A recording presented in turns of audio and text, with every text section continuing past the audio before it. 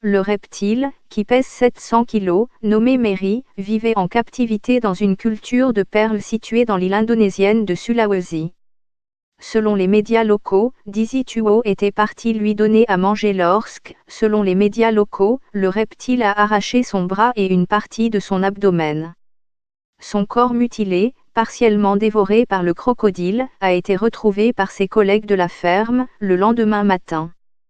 Le reptile, qui était captivé sans permis, sera transféré dans une zone naturelle protégée, selon les autorités locales, qui sont à la recherche du propriétaire de la ferme perlière.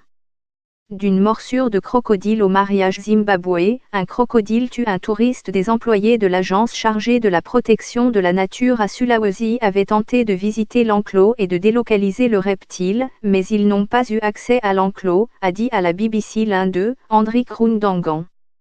Les autorités locales affirment, selon l'agence France Presse, qu'une partie du corps de la victime se trouve peut-être encore dans le ventre du crocodile mesurant 4,4 mètres de long.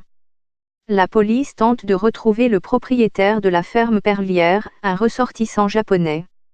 Le crocodile a été endormi pour être sorti de son enclos lors d'une opération qui a duré 3 heures et a mobilisé plusieurs dizaines de personnes dont des responsables de la protection de l'environnement, selon Hendrik Rundangan, un employé de l'agence locale de protection de l'environnement.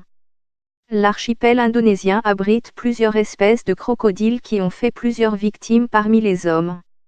En avril 2016, un touriste russe a été tué par un crocodile sur les îles Raja Ampat, dans l'est de l'Indonésie.